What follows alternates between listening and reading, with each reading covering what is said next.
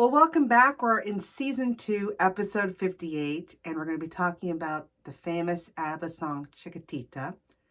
And the misheard song lyric is, "Take your teeth out, tell me what's wrong."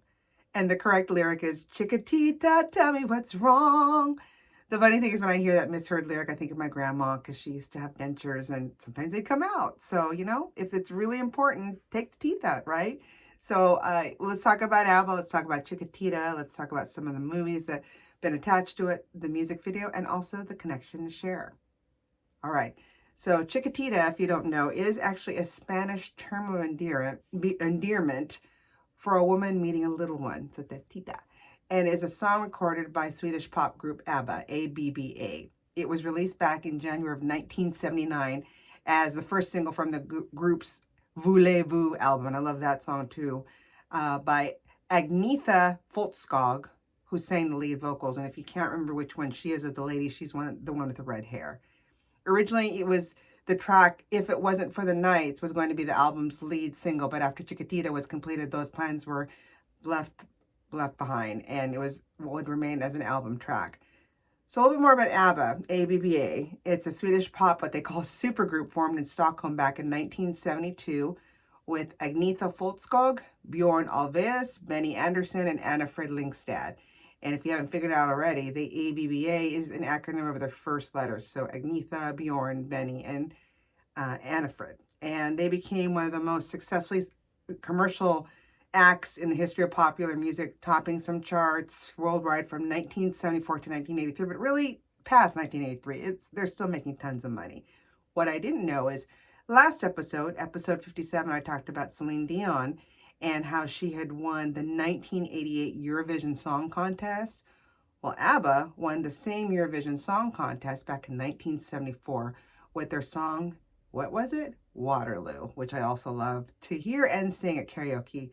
And it gave Sweden its first win in that contest. So there's something that they have a connection there with Celine Dion is winning that same contest, but back in 74, where she won it 14 years later in 1988. Again, they're the most successful group, definitely from Sweden, and actually the most successful group to have taken part in the competition when you look at numbers and album sales. So the first, did you know, is I remember I told you just earlier that the name ABBA is from all the first names of the bandmates, but there's also a lot of connection here. During the band's main active years, it actually was two couples of ABBA.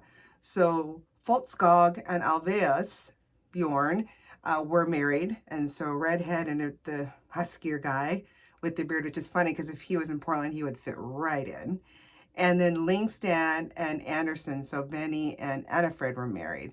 And when they became more popular, their personal lives, what they said, suffered, and unfortunately resulted in the collapse and probably divorce of their marriage. I can only imagine. It's hard enough being married to someone, but having that spotlight of stardom, fame, and all that too. And, well, it was also good fodder for some of their music because they took what they knew as what you're supposed to do when you write, and with the relationship changes, they started to compose that in their lyrics. That's why they become more darker and more introspective lyrics. That's why I like ABBA, because there is some fun pop to it, but there's a lot of like heartbreaking songs that when I would hear it, especially in times of my life and probably in your life, where it's like despair, it's like I felt like they're like, ABBA, you're like reading my soul, especially with songs about love and lost and wondering if the new person has, replaced you and all that. So enough about me, but that's how they have touched me at least. Then Foltskog and Ulvaeus and Lyngstad and Andersson are the last Swedish names. They still moved on. And then in 1999, remember this? ABBA's music was adapted for a musical called Mamma Mia, which I actually went to that when it came to town. I'm in Portland, Oregon, the United States, and it was amazing because people got up, sang, danced while the music was done at the play, and it toured worldwide. And then, of course, then they made a movie with the same name in 2008, so almost 9 years later, and became the highest grossing film in the UK that year. And then there was a sequel with Mamma Mia, Here We Go Again, released back just 2 years ago in 2018. Still have yet to see it, so maybe we should see it this afternoon. And that same year it was announced that the brand had recorded 2 new songs after 35 years of being inactive. And I need to figure out what those 2 new songs are so I can download them and listen. So let's let's share what their kind of breadth of what they've sold and where they are in the charts. So estimates of ABBA's total record sales is around over 150 million. That's amazing, making him one of the best-selling music artists of the time. The second did you know was ABBA was the first group from a non-English speaking country to achieve that big of success in charts of English-speaking countries, including the US, Ireland, Canada, Australia, New Zealand, South Africa, and United States, of course. And ABBA had 8 consecutive #1 albums in the UK. That's amazing, 8. And they also enjoyed significant success in Latin America, recorded a collection of hit songs there in Spanish. So Chiquitita would have been perfect, right? And then they were actually honored by the same contest that they won in 1974, which is the Eurovision Song Contest. In 2005, Eurovision Song Contest had hit their 50th anniversary, and Waterloo was actually chosen as the best song in the competition's history. So they kind of won it again from 1974 and at the 50th anniversary for the Eurovision Song Contest. Did not know that. Other accolades is the group was inducted in the Rock and Roll Hall of Fame in 2010, so about 10 years ago. And in 2015, their song Dancing Queen was inducted in the Recording Academy's Grammy Hall of Fame. And just lots to add here. And again, lots of famous and very, very successful recordings as well in Spanish. And I know with the success of the English version, ABBA also recorded Chiquitita in Spanish, which is perfect, by Phonetics, and it was one of the featured tracks on a Spanish language release of Gracias por la Música. There you go. So how did it do in its time when it came out in 1979? Well, I know it did well, but it was, again, one of ABBA's biggest hits, Chiquitita, not Chiquitita. It was featured in a 1979 UNICEF charity event called the Music for UNICEF concert, which was broadcast worldwide from the UN General Assembly, or United Nations General Assembly. With the result of that event, ABBA actually donated half of all the royalties from that song to UNICEF. Chiquitita hit #1 in Belgium, Finland, Ireland, the Netherlands, New Zealand, Spain, Switzerland, Mexico, South Africa, Rhodesia, and was a top 5 in ABBA's native Sweden. And the UK, it peaked 2 in both countries, where Blondie's Heart of Glass at the time was occupying the top spot. So not bad. And then in Australia, Germany, and Norway, making it the most successful single from the Voulez-Vous album in terms of global charts. And one of the most famous charity songs ever. To this date, 50% of the proceeds from the song still go to UNICEF in recognition of the International Year of the Child in 1979. So they're just still giving back. And in 2014, all ABBA members agreed on donating 100% of the royalties from the song to UNICEF. They bumped it up, half, now to 100%. Very charitable. And in the UK, Chiquitita debuted at #8 in the singles chart, making it the highest place debut for an ABBA single release. So lots of accolades again, sales, and all for a great cause. So did you know there's a music video? If you haven't, please look at it. I've added the link to the podcast, but there is. And if you go to YouTube and click on that link that I've attached, there's almost 142 million views of it. So it's one of the very few singles ABBA actually released without a custom-made video. So it's kind of been spliced together.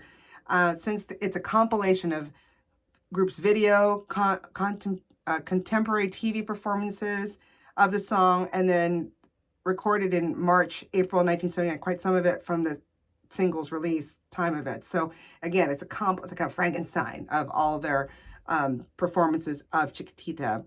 The clip was taped by the BBC during recording of the show ABBA in Switzerland, broadcast across Europe at Easter in 1979. Although the clip did not feature in the broadcast being intended for a Christmas program. It just happened to me. It looked Christmassy because you can't miss it with the big snowman behind them. And again, they were seen performing the song on a mountainside, huge snowman in the background. I want to know who made that snowman. So here's another Did You Know #3. Throughout the clip, there was bad weather and bad light, which caused problems during filming. And poor Annifrid was affected. And actually, not so much Annifrid. I think it was more Agnetha, the redhead. Her hair flew constantly in her face. And if you look at 2 minutes and 45 seconds, it starts, and then she still has to keep moving that hair out of her face while she's singing. So you could see it very clearly. And the location was shot in Lacine during the location shoot. So the BBC recorded 2 further visions of the group lip syncing to the song, because I bet you with the wind and all that stuff, it was probably hard to hear in some cases. And they also performed the song inside the BBC's big top used to host ABBA in Switzerland, which was included in the final broadcast. And a second video was shot of the group sitting around a table in a cafe, not with the snowman behind them, during the show Christmas Snow Time special, shown on BBC One back on December 23, 1979, hosted by, for those who know, I don't know who this person is, Dame Edna Everage. So the clip of the group filmed outside of the snowman was originally intended for the Christmas show, but producer-director Michael Hurl recorded the second clip as he was not happy with the first. There you go. And then there's the Cher version. Do you all know about that? Because I bought it when it came out. So Cher did her whole compilation CD of ABBA songs back on May 8th of 2018, sorry. And I loved it. It's the 4th single of it. It's her version of it. And then on May 8th, 2020, Dancing Queen followed the coronavirus pandemic with one of her covers, and she announced she had re-recorded the song in Spanish, with all the proceeds going to UNICEF. Similar to how ABBA had done it back in 1979 with the release of the same song. You go, Cher. She's following with what they love, with the whole UNICEF donation. And then Cher's Spanish version of Chiquitita became her first song to chart on the U.S. Latin chart ever. So it also helped her break another barrier there. It charted at number 6 on the U.S. Latin Digital Song Sales, Billboard, and number 2 on the U.S. Latin Pop Digital Song Sales. So lots of accolades just with this song, and everyone loves it. I love it, and you know right away when you start to hear the beginnings of it, it's going to be Chiquitita, not Take Your Teeth Out. Hopefully you learned a lot. I did researching it and all the cool things that I found out, and poor Agnetha with her hair in her face.